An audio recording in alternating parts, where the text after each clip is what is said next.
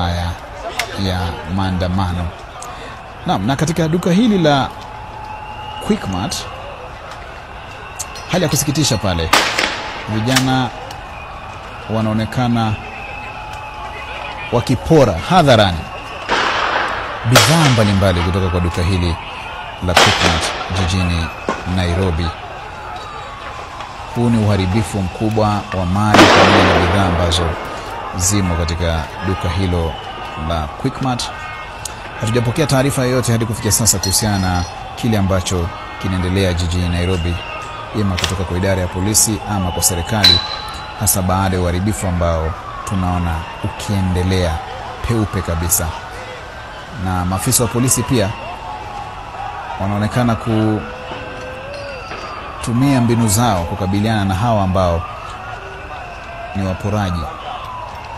Hawa si waandamanaji, nadhani sitakosea kusema hivyo, kwani sasa hili limegeuka la vurugu na ghasia, na hawa wanapora mali na bidhaa za maduka mbalimbali katikati mwa jiji la Nairobi.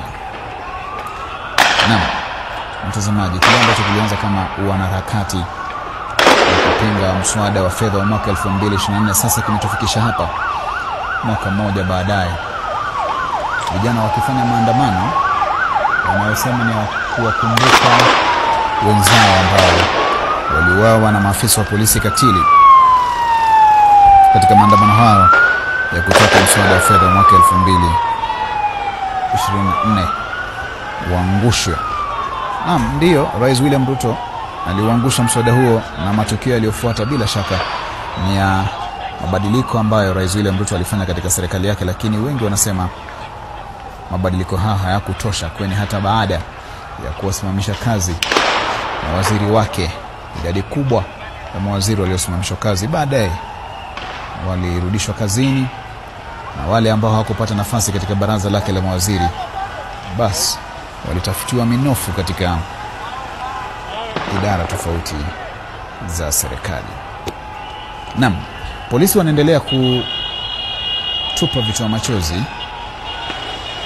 ili kukabiliana na vijana hawa ambao sasa wamegeuka kuwa waporaji wa mali katika maduka mbalimbali hapa jijini Nairobi. Na kama unavyoona, vijana hawa wanabeba bidhaa za aina yoyote kutoka kwa maduka haya ambayo tayari yamevamiwa na yamegeuzwa kuwa uwanja wa kuchagua unachotaka na kukwepa nacho.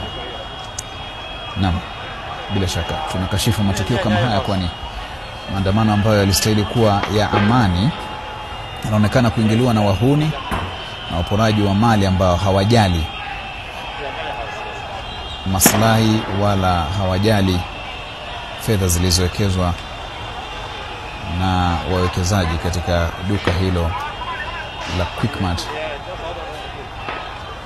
jijini Nairobi.